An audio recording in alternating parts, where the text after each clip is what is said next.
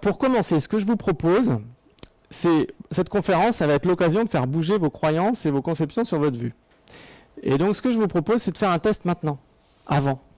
On va faire un test avant, on va faire un test après, et je vous demanderai de lever la main pour ceux qui auront vu une différence entre avant et après.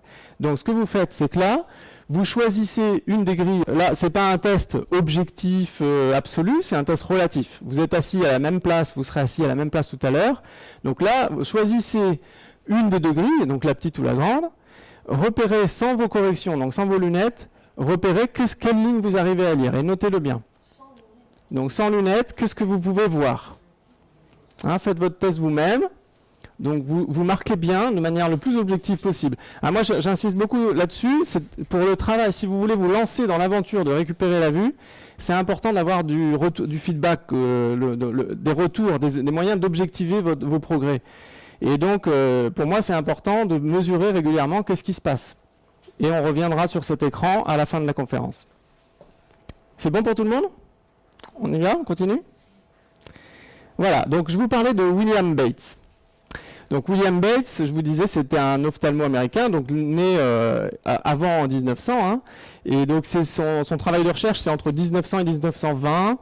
Il a exercé jusqu'à sa mort, dans les années 30, début des années 30. Et donc lui, ça a été vraiment le découvreur, je pense, au niveau, en tout cas en Occident, parce qu'après peut-être que dans les approches, par exemple, je sais qu'en médecine chinoise, on parle de ça, il y a d'autres approches où on parle de la récupération de la vue, mais en Occident, en tout cas, c'est lui qui a découvert ça, et je parlerai de la bibliographie tout à l'heure. Et donc William Bates, qu'est-ce qui s'est passé pour lui? Donc lui, il a été étudiant en ophtalmologie, et il a commencé à étudier dans la myopie, on parlait de deux types de myopie, et a priori une myopie qui a priori ne pouvait pas bouger, et une qui peut-être pouvait bouger. Donc il s'est intéressé à cette myopie qui pouvait bouger, et il s'est rendu compte qu'effectivement, il a pu obtenir des résultats, c'est-à-dire qu'il a pu améliorer de la vue dans certains cas. Et donc il a commencé à s'intéresser à ça. Et alors lui, comme il était ophtalmo et très scientifique, en fait il a beaucoup utilisé le rétinoscope. C'est-à-dire qu'il utilisait des appareils pour mesurer la déformation de l'œil et mesurer qu'est-ce qui se passe. Et donc il a fait énormément d'expériences, y compris sur des animaux, pour voir le mouvement, les variations de vision. Et donc en fait, il a assez rapidement pu déceler et transmettre que oui, les problèmes de vue sont réversibles, que la vue bouge énormément, qu'il a pu observer sur des animaux, des chiens ou autres animaux, un passage de myopie ou d'hypermétropie, etc., qui se résout tout de suite. Donc il a montré que voilà, la vue, elle bouge. Donc voilà, les découvertes fondamentales de William Bates, c'est donc les muscles moteurs de l'œil permettent aussi l'accommodation vision près, vision loin. C'est-à-dire qu'avant lui, on considérait que c'était plutôt les théories d'Helmholtz en ophtalmologie qui dominaient, et qui dominent toujours d'ailleurs, qui disent que l'accommodation se fait par la déformation du cristallin, c'est-à-dire la lentille qui est devant l'œil. On pense que tout se fait là, comme notre appareil photo, on tourne la lentille et hop, c'est comme ça qu'on fait l'accommodation. Bates, lui, ce qu'il a montré, c'est qu'en fait, c'est pas simplement le cristallin qui bouge, c'est l'ensemble de l'œil, l'ensemble du globe oculaire. Et qu'est-ce qui fait bouger ça? C'est les muscles moteurs de l'œil. Et donc je vais vous montrer ça tout à l'heure sur un schéma. Donc voilà, en tout cas, il a pris conscience de ça, que les muscles moteurs de l'œil sont aussi accommodateurs. Ensuite, il a dit que si ces muscles moteurs sont aussi accommodateurs, ils peuvent accommoder, mais ils peuvent se figer dans une position, vue de loin ou vue de près. Et donc si l'œil est crispé dans la position vue de loin, de près on ne voit plus très bien. Si l'œil est figé dans la position vue de près, de loin on ne voit plus très bien. Ensuite, il a montré que si ces problèmes de vue peuvent arriver à un moment donné, ils peuvent repartir éventuellement à un moment. Et que par rapport à la théorie dominante et même écrasante à son époque, les problèmes de vue c'est héréditaire, c'est comme ça, etc. Lui il a dit non, en fait ça peut bouger dans l'autre sens aussi. Alors ça n'a pas été reçu à l'époque quand même donc dans sa propre école, il a été radié de son école tout simplement parce que son discours ne devait pas plaire aux autorités en place. Et donc il a fait son travail plutôt en solo. Il a été ophtalmo en privé, il a permis à beaucoup de gens de récupérer la vue. Et il a pu théoriser un peu son travail petit à petit. donc pour comprendre un peu physiquement ce qui se passe, hein, voilà un œil en coupe latérale. Donc en avant de l'œil, c'est ça le cristallin, hein, c'est un peu comme une loupe, hein, c'est une lentille. Et donc avant on pensait que c'était juste ça qui se déformait. Ensuite, donc Bates, ce qu'il a montré, c'est que l'ensemble du globe oculaire, c'est une sphère, hein, nos globes oculaires c'est des sphères, avec un liquide qui entre et qui sort, mais qui maintient une pression. Donc une sphère sous pression, c'est comme un ballon que vous gonflez, bah, ça devient rond, hein, c'est une sphère parfaite. Et donc cette sphère parfaite, ensuite, les muscles qui sont autour, que je vais vous montrer ensuite, voilà, on a les muscles qui font bouger l'œil, c'est 6 muscles. Alors il y a 4 muscles droits, donc vous pouvez imaginer muscle qui tire à droite, muscle qui tire à gauche, muscle qui tire en haut, muscle qui tire en bas. Hein, donc vous voyez les 4 mouvements principaux de l'œil. Et donc si on peut ensuite combiner les muscles pour regarder en haut en diagonale, etc. etc. D'accord ? Donc là, on comprend bien le principe moteur avec ces 4 muscles-là. Évidemment, si les 4 muscles moteurs se contractent en même temps, on aplatit le ballon. Notre sphère parfaitement ronde, elle est aplatie. Et donc le cristallin est tiré vers l'arrière et se rapproche de la rétine qui est au fond. D'accord ? Et donc là, on appelle ça en optique faire varier la distance focale. Et donc, ça joue sur l'accommodation. On modifie, on n'est plus sur la même accommodation. Ça va jouer sur vue de près, vue de loin. D'accord ? Et alors après, il y a 6 muscles. Il n'y en a pas que 4, il y en a 6. Il y en a 2 autres qu'on appelle des muscles obliques qui viennent ceinturer le globe et qui, quand ils tirent dessus, évidemment, ils l'allongent comme un ballon de rugby. D'accord ? Et donc, ils font varier la distance focale dans l'autre sens. Ils éloignent le cristallin du fond de l'œil. Voilà. D'ailleurs, je vois pas, si on considère que c'est simplement des muscles moteurs, je ne comprends pas très bien à quoi peuvent servir ces muscles obliques. Je ne vois pas quel mouvement moteur ils peuvent permettre, puisqu'ils ceinturent l'œil et ils l'aplatissent. Je vois pas, ça ne peut pas nous amener à voir quelque chose. C'est forcément que ça aplatit l'œil pour le rallonger. Et donc si vous êtes myope, vous avez peut-être été consulté pour demander un avis médical pour vous faire opérer, souvent on dit aux myopes, ah vous avez un œil trop long. Hein, donc pourquoi il est trop long ? Moi je pense que c'est tout simplement parce que ces muscles aplatissent et donc ils se rallongent. Et que ces muscles restent crispés dans cette position-là, et donc votre œil reste long. Mais c'est pas la cornée qui a poussé de travers, ou le liquide sous pression un liquide sous pression, il pousse dans tous les sens, pas spécialement avant-arrière. D'accord ? Donc c'est quand même, ça vient de quelque part qu'il est trop long. Et donc si on vous dit votre œil est trop long, qu'est-ce que vous propose l'ophtalmo ? C'est raboter. Comme ça il sera plus long. C'est pratique, mais est-ce que ça résout le problème? Je ne suis pas trop sûr. Donc voyez ce qui se passe, la déformation pour l'accommodation. Donc vous avez à gauche l'œil en position neutre. On appelle ça hémétrope. Hein, l'œil, donc la sphère parfaite, liquide sous pression, voilà, sphère parfaite. Ça permet, alors voyez, admettons que les faisceaux lumineux arrivent de là, admettons que mon image se forme à cette distance-là. Ok ? Donc si mes muscles obliques se contractent, je vais avoir l'œil qui se rallonge. Donc mon image elle va se former ici, et non plus sur la rétine qui est au fond. Et si c'est mes 4 muscles droits qui se contractent en même temps, l'œil se raccourcit et l'image se forme derrière maintenant. Et donc vous voyez comment ça va pouvoir varier ? La distance focale va varier comme ça, hein, vue de près, vue de loin. Vous voyez hein, comment je présente les choses, hein, c'est de manière assez générale, je ne rentre pas dans des détails d'optique, on n'est pas là pour faire de la théorie scientifique très poussée, on est là pour faire comprendre les grands principes. La rétine c'est quoi ? C'est ce qui est au fond de l'œil, d'accord ? C'est ce qui reçoit la lumière, c'est donc tapissé de cellules sensibles, photosensibles, que sont les cônes et les bâtonnets, dont peut-être tout le monde a entendu parler. Et donc nos cônes et nos bâtonnets, ils reçoivent la lumière et ils transforment ça en un flux nerveux qui va passer dans le nerf optique et qui va aller jusqu'au cerveau, pour être interprété en images. D'accord ? Et alors cette rétine, c'est assez intéressant de voir comment c'est fait, c'est qu'au centre de la rétine, on a une grosse zone qui s'appelle la macula. Donc en latin, je crois que c'est la tache. Hein, il y a une tache au fond.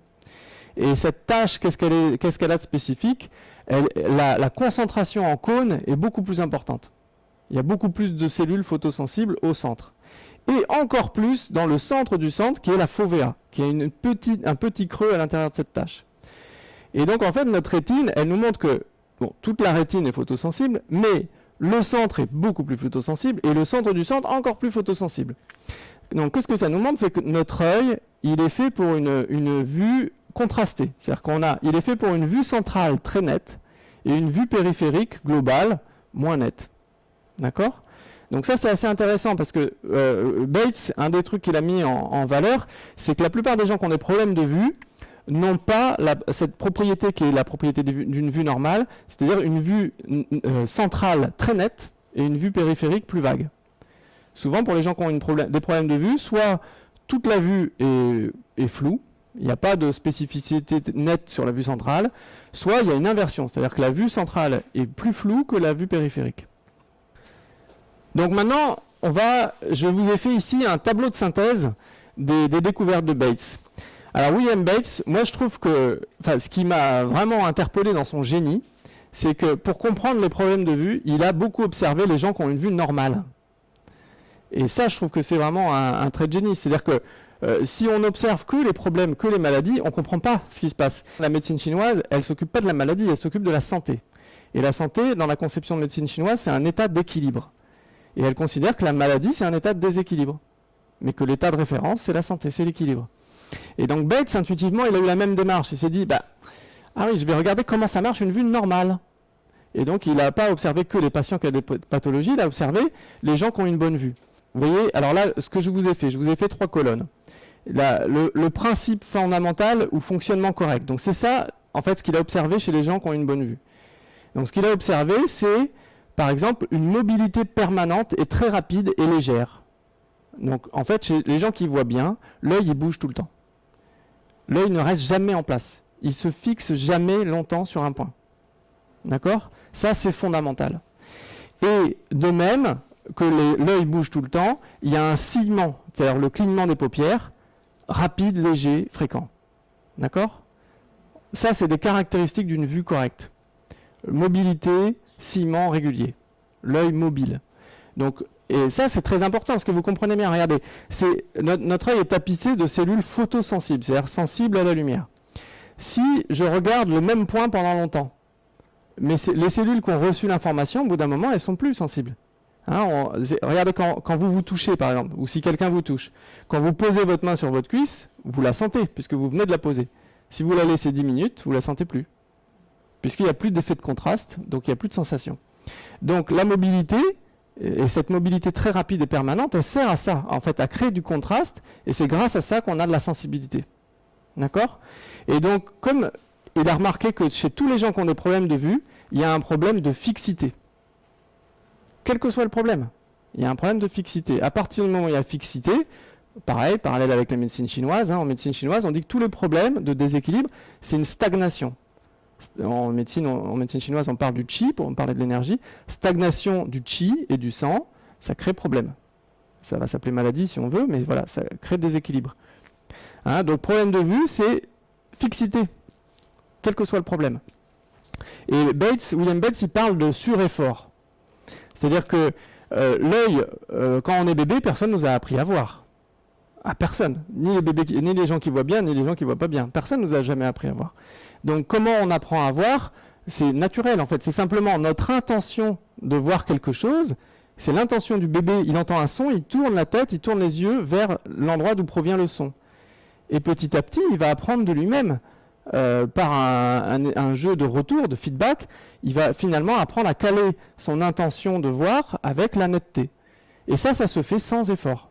C'est simplement l'intention qui crée la netteté. D'accord? Et donc en fait, ce que William Bates a remarqué, c'est que chez tous les gens qui ont un problème de vue, il y a un sureffort qui est présent. C'est-à-dire que c'est des gens, dès qu'on a un problème de vue, on fournit inconscient un effort pour voir net. Mais en fait, vous voyez que ce qui se passe, c'est que c'est contre-productif. C'est-à-dire qu'à partir du moment où on fournit un effort, on crée une tension dans les muscles, dans les 6 muscles qui sont autour, et qu'est-ce qui se passe? On rigidifie, donc on voit moins bien. Il n'y a plus la mobilité permanente. D'accord?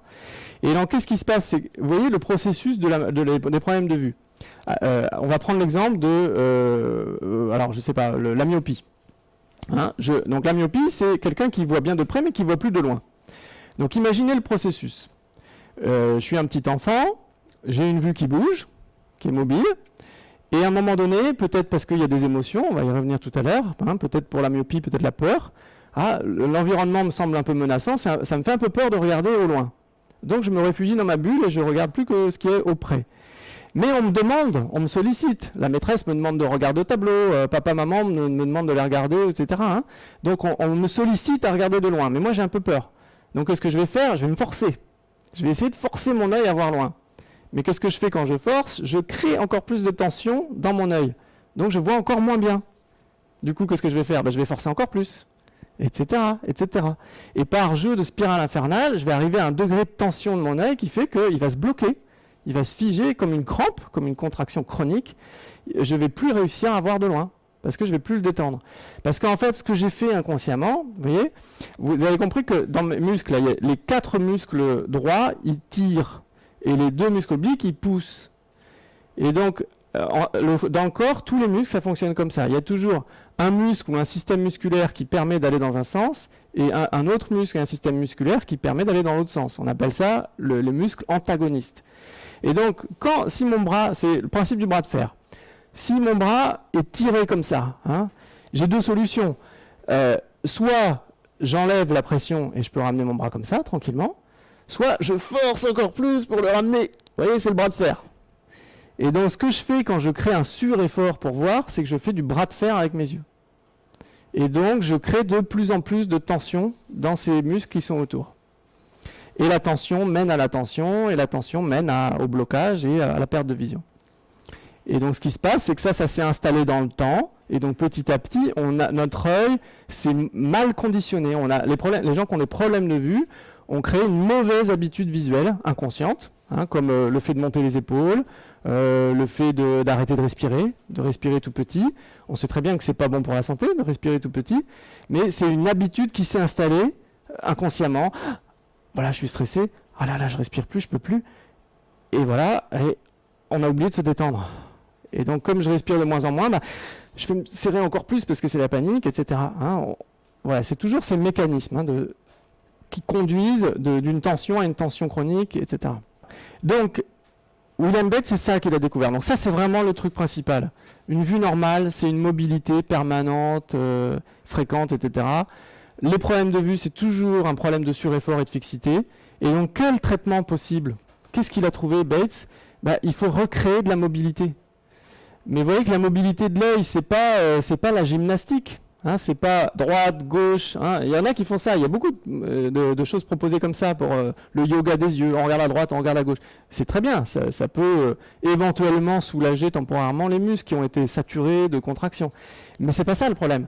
Ce qu'on veut retrouver, c'est une mobilité fluide, rapide et inconsciente en fait. C'est notre intention qui fait bouger l'œil comme ça. Il a remarqué que par exemple, pour une personne qui a une vue normale, quand elle veut regarder le tableau de lettres, pour une lettre, elle a au moins 6 mouvements oculaires pour voir une seule lettre.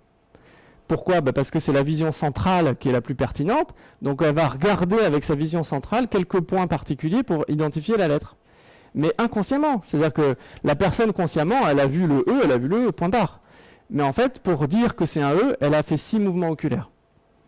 Et les gens qui ont des problèmes de vue, au mieux, 3 mouvements oculaires pour une lettre. Et la plupart du temps, une fixation, c'est-à-dire qu'ils restent bloqués sur un point, sur une position sur cette lettre-là, et donc la lettre devient de plus en plus floue. Vous avez remarqué ça? Hein, si vous essayez de regarder un tableau de lettres, ah mince, j'arrive pas à voir. Alors je force de plus en plus je force, moins je vois. C'est QFD, c'est vraiment, on le constate tous ceux qui ont eu des problèmes de vue, on a tous pu constater ça. Mais comme on ne nous a pas donné l'information, on a laissé passer. On n'a pas repéré que c'était ça qui se passait. Hein, quand je vous ai présenté la rétine, on passe à la ligne d'en dessous, là, ici. Autre caractéristique d'une vue normale, une vision centrale parfaitement nette et une vision périphérique un peu plus approximative. C'est ça une vue normale. Hein, l'œil, il est fait pour ça. Il est fait pour voir très net au centre et global autour. Mais vous comprenez la logique, hein, c'est notre appareil qui est bien fait. C'est-à-dire que là où on veut regarder, ce que j'ai l'intention de regarder, il faut que je le vois très net, mais il faut que je garde contact avec tout ce qui se passe autour. Ça aussi, c'est utile. Parce que qu'est-ce qu'il peut y avoir? Il peut y avoir un objet qui arrive, il faut que je baisse la tête. Hein, j'ai pas besoin d'avoir compris que c'était un ballon avec des petits carreaux noir et blanc pour baisser la tête. Il suffit d'avoir perçu dans mon champ visuel un objet qui se déplace. Je baisse la tête, j'évite le ballon. D'accord? Mais par contre, la chose que je veux regarder, c'est plus intéressant que j'ai tous les détails. Donc notre vue, elle est vraiment intelligente. C'est pas Voilà, c'est pas juste une caméra qui filme tout. Ensuite, qu'est-ce qu'on retrouve dans quasiment tous les problèmes de vue? Il n'y a plus cette fonction-là. C'est-à-dire qu'on a une vision centrale qui est floue et une vision périphérique, soit qui est aussi floue, soit qui des fois est plus nette. On peut avoir plus de netteté en périphérique au centre. Et donc Bates, il a développé, donc lui, il a fait des techniques de rééducation de la vision centrale, où notamment, par exemple, il s'est rendu compte que, vous voyez, quand vous voulez voir de plus en plus net la lettre que vous visez, elle devient de plus en plus floue. Donc lui, il a eu une idée, subterfuge, il a demandé à ses patients de faire l'inverse. C'est-à-dire de regarder par exemple le E et d'essayer que la lettre à côté devienne de plus en plus floue. Et en fait, les gens s'aperçoivent que la lettre du centre devient plus nette. Vous voyez, c'est un subterfuge. Alors ça, c'est un peu plus difficile à travailler tout seul. C'est bien d'avoir quelqu'un à côté assez spécialisé dans l'œil. Mais voilà, c'est intéressant à savoir. Donc ensuite... aussi, autre caractéristique fondamentale, très très importante, que maintenant on commence à en parler. Là j'ai vu une patiente m'a envoyé récemment des recherches d'étudiants d'Harvard, et donc là on commence à prendre conscience que, ah oui, mais les problèmes de vue c'est pas ce qu'on croyait, etc.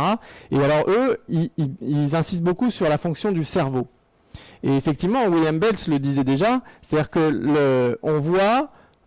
je crois, on pourrait dire, hein, le chiffre est un peu olé olé, mais on va dire qu'on voit à 80% avec notre cerveau. Par exemple, est-ce que vous savez que là, vous voyez, là je vous vois les pieds en bas, la tête en haut, hein, mais en vrai mon œil il vous voit à l'envers.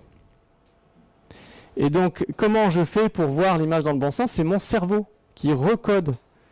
Et on peut observer ça sur plein de choses. Un objet que vous connaissez, votre cerveau il le reconnaît, il l'identifie directement. Il vous dit tout de suite ce que c'est. Un objet que vous ne connaissez pas, vous êtes perdu. Vous n'allez pas le voir net parce que vous ne savez pas ce que c'est. D'accord ? Donc voilà, la fonction du cerveau, c'est central dans la vue. Et donc, ce n'est pas la peine de considérer que c'est un appareil photo qu'il faut régler, démonter, bidouiller. C'est comprendre que c'est mon cerveau qui bosse. Hein, quelle que soit l'image que je lui envoie, c'est mon cerveau qui crée la netteté, etc. Et donc, c'est peut-être là qu'est le problème. C'est peut-être qu'à un moment donné, mon cerveau, il ne veut pas voir. Et il a sûrement ses raisons. Et c'est pour ça que l'image, elle n'est pas rendue nette. Ce n'est pas forcément un problème d'appareil photo à régler. Et donc ça peut expliquer en grande partie le fait que, vous voyez, pareil, moi ce que j'ai beaucoup entendu dans le discours des ophtalmos, c'est « Oulala, vous avez la vue qui baisse, il faut mettre des lunettes, sinon ça va être une catastrophe. Votre vue va baisser de plus en plus. » Et que ce que j'ai observé pour moi et pour tous les gens qui m'entourent, on m'a prescrit des verres, je mets les verres, je reviens 2 ans après, mais ils sont plus assez forts, il faut augmenter. Ah ben je comprends pas, il y a 2 ans vous m'avez dit il faut que je porte des lunettes pour pas que ma vue baisse, je porte des lunettes et ma vue baisse. Donc ça fonctionne pas ce que vous m'avez dit. Mais évidemment, j'ai pas eu cette prise de conscience puisque j'étais aveuglé par l'autorité du compétent, du médecin. Hein. Mais effectivement, ça c'est typique. Hein. Vous voyez, tout le monde hoche de la tête. On a tous fait cette expérience. Hein, on est bien d'accord. Plus on porte de lunettes, moins on voit. Et parce qu'il y a une cause à ça, il y a une explication simple, c'est que c'est notre cerveau qui ne veut pas voir. On lui met des lunettes pour dire si, regarde bien. Donc là, on modifie l'optique. Ça, on ne s'occupe pas de ce qui passe dans le cerveau, dans les émotions. On s'en fiche. On lui dit si, regarde, là tu vois bien. Mais sauf que le cerveau, il n'a toujours pas envie de voir. Puisque la cause, on s'en est pas occupé. Donc qu'est-ce qu'il fait? Si par exemple, l'œil s'était reculé. Ah là, voilà, ça y est, c'est un peu flou, je suis bien. Si, regarde, c'est net. Ah bah non, moi je préférais quand c'était flou, donc je recule. Si, regarde, c'est net. Ah bah non, je veux pas, je recule. Hein, et donc je contracte de plus en plus. Ce qui était un petit peu contracté finit avec une crispation phénoménale. Qu'après, il va être plus difficile à enlever. Moi, je suis toujours, je dis beaucoup aux gens, si vous avez jamais porté des lunettes, ça va être très facile. Si vous en portez depuis 20, 30, 40 ans, c'est un peu plus difficile parce que il y a eu un conditionnement physique. Hein. Bon, autre chose importante pour l'aspect cerveau, c'est que du coup, William Bates, il a énormément sollicité dans le travail de récupération la mémoire et l'imagination, ce qu'on pourrait appeler aujourd'hui peut-être la visualisation. Hein, puisque là, quand on sollicite la mémoire et la visualisation, on fait travailler les aires cérébrales de la vision. Et finalement, c'est beaucoup là que ça se fait. L'essentiel du travail se fait là. Et donc voilà, hein, chez les gens qui ont une vue nette, il n'y a pas de problème de mémoire et de visualisation. Chez les gens qui ont des problèmes de vue, il y a souvent des difficultés de mémoire et d'imagination, de visualisation. Hein, alors selon les problèmes de vue, j'ai remarqué que ce n'était pas tout à fait pareil. J'ai l'impression que souvent les myopes ont plus de capacité de visualisation que les hypermétropes, par exemple. Bon, à vérifier, hein, j'avance des hypothèses au fur et à mesure. Ensuite, donc évidemment, traitement correspondant, travailler avec l'imagination et la visualisation. OK ? Ensuite, autre aspect évidemment fondamental dans ce qu'il a pu observer avec la vue, c'est quoi l'appareil oculaire? C'est un appareil qui fonctionne avec la lumière. D'accord? Donc la notion de lumière est fondamentale. Et donc on peut même dire, et pour Bates, c'était évident que l'œil se nourrit de lumière. Donc vous voyez, aujourd'hui, avec d'autres connaissances diverses et variées, on peut s'apercevoir, oui, il se passe des choses. Hein. Maintenant, on sait que grâce à l'exposition du soleil, notre corps fabrique de la vitamine D en recevant la lumière. La lumière nous nourrit par la peau. Et alors la peau la plus sensible, c'est le cristallin. C'est le fond de l'œil. Et donc quand je vois plus, c'est quelque part, je laisse plus rentrer la lumière. Je m'accorde plus la lumière. Ça peut vous évoquer des choses. Voilà. Et donc, voilà, l'œil se nourrit de lumière. Chez quelqu'un qui a une vue normale, la vue s'adapte très facilement au contraste lumière forte, lumière faible. Il n'y a pas de souci. D'accord ? Chez quelqu'un qui a des problèmes de vue, très souvent, il va y avoir une hypersensibilité au contraste, une hypersensibilité aux lumières fortes, notamment chez les hypermétropes, presbytes. L'éblouissement, conduire la nuit avec des phares en face, ça va devenir très difficile. D'accord ? Donc tout ça, c'est lié à la fixité et qu'il y a moins de mobilité. Donc le diaphragme qui va gérer l'entrée de lumière, il bouge moins bien, comme tout le reste. D'accord ? Voilà. Alors, qu'est-ce que Bates a trouvé là-dessus qui est très intéressant? Il appelle ça le sunning. C'est un américain, hein, donc des fois je laisse le mot en anglais. Le sunning, c'est tout simplement un travail qu'il faisait où il proposait aux gens de s'exposer au soleil, d'exposer les yeux au soleil. Donc lui, il l'a fait même avec les yeux ouverts. Bon, moi, je préconise plutôt les yeux fermés, hein, allons doucement. Mais pour lui, c'était pas le dommage, la peur du dommage sur le cristallin n'était pas aussi dramatique que ce qu'on prétend. Donc voilà. Pour lui, l'œil est en capacité d'absorber de la lumière. Et s'il ne le fait pas, c'est qu'il y a un problème, c'est qu'il y a une tension. Donc il faut rectifier ça. Et donc d'ailleurs, il déconseille fortement les lunettes de soleil. Donc il n'y a pas que les lunettes de vue qui sont mauvaises. Les lunettes de soleil sont très mauvaises, puisqu'elles vous faussent la lumière extérieure, elles rendent notre diaphragme fainéant, donc il va rester tout le temps ouvert, béant, et avec une lumière qui n'est plus authentique, c'est-à-dire qu'elle est filtrée. Donc au niveau de ce que vous recevez, c'est une lumière pauvre.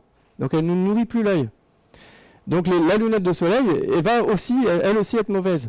Et donc au contraire, si vous avez des problèmes de contraste lumineux, au lieu de porter des lunettes de soleil, la solution c'est peut-être de faire du sunning, c'est-à-dire de vous exposer à la lumière du soleil volontairement, paupières fermées, peut-être plus prudemment, d'y aller doucement, peut-être plus le matin ou le soir quand le soleil est bas, et de sentir que vous absorbez la lumière avec vos yeux, les yeux fermés, et vous balancez tranquillement pour absorber le soleil. Voilà. Donc, pour vous donner quelques références. Donc, pour moi, la référence, la source, c'est William Bates. Donc, il y a un livre qui maintenant a été traduit en français. Donc, en français, c'est Une vue parfaite, sans lunettes, ni traitement, ni intervention. Le site de la méthode Bates en France, ça s'appelle L'Art de voir. Et donc là, vous avez une référence. Bon, il n'y a pas full en France, mais il y a quand même des spécialistes. Donc, c'est intéressant à savoir. Voilà, donc bon, la traduction française du livre de Bates est contestée par ses spécialistes sur certains aspects. Moi, je trouve que c'est quand même pas si mal. Pour ceux qui lisent pas l'anglais, c'est quand même mieux d'avoir une traduction imparfaite que rien du tout. Voilà. Après, c'est quand même un livre un peu complexe. C'est un ophtalmo, c'est un peu technique, scientifique.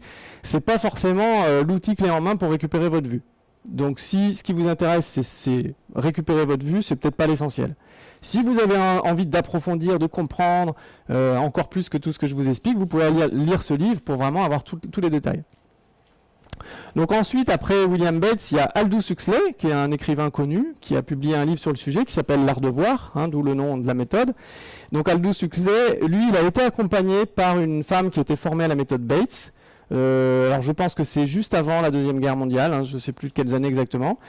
Et donc lui, il avait des très très gros problèmes de vue, donc une myopie très très grave, il était en train de devenir aveugle en fait, et donc avec des céphalées, des maux de tête très importants.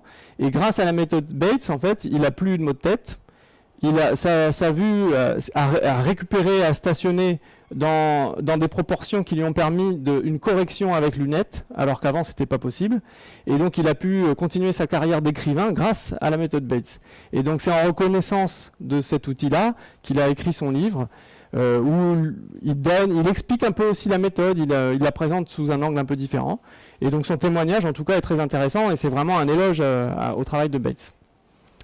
Voilà, alors on avance dans le temps, enfin on se rapproche de nos années. Donc il y a dans les années 80 Janet Goodrich qui a écrit sans doute un des livres les plus connus là, dans le milieu aujourd'hui là-dessus. C'est Bien voir sans lunettes, une méthode naturelle. Et alors c'est les années 80, donc c'est très intéressant au niveau de l'approche, c'est léger, on ne parle pas d'exercice, on parle de jeu. Ben oui, parce que si on veut lâcher un sureffort, hein, sureffort c'est une tension. Donc si on se met au sérieux, alors, il faut que je récupère ma vue, là, il faut que je fasse des exercices 15 fois par jour et hop, ça va pas marcher. Hein, ça va entraîner encore plus de crispation.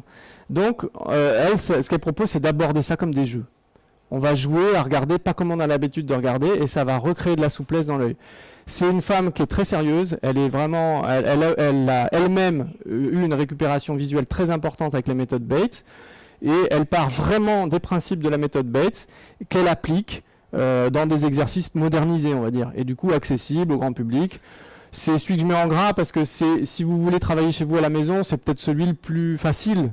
Le seul inconvénient qu'il a, c'est peut-être de nous noyer. Il y a tellement d'exercices qu'à la fin, on ne sait plus lequel faire, donc on ne fait plus rien. C'est un peu le syndrome des gens qui donnent trop d'informations. Donc voilà, c'est le seul inconvénient. Voilà. Ensuite, donc moi, le livre dont je vous parlais, celui qui a été sur mon chemin quand j'ai commencé, c'est Martin Brofman, Voir de mieux en mieux. Donc c'est aussi un outil pratique, hein, donc ça c'est vraiment un bouquin qui peut nous accompagner dans voilà, j'ai envie de travailler chez moi, qu'est-ce que je fais. Ce qui est intéressant, c'est que là il y a vraiment une ouverture sur l'état de conscience qui va avec la vue.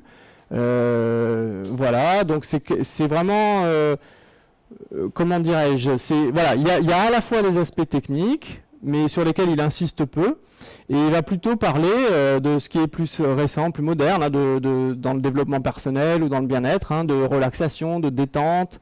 Il a une façon d'approcher la méditation que j'aime beaucoup, parce qu'il ne parle jamais de méditation, il parle de moments pour ne rien faire. Je pense que c'est beaucoup plus pertinent pour beaucoup d'entre nous, surtout les perfectionnistes. Donc voilà, c'est vraiment une approche très riche, très intéressante. Et alors plus récemment, donc c'est aussi une patiente et une amie qui m'a fait découvrir dans la littérature anglo-saxonne, ça n'a pas été traduit en français, Léo Angart, qui a écrit Improve Your Eyesight Naturally. Et donc là, c'est aussi très intéressant. Alors lui, il est très technique, très précis.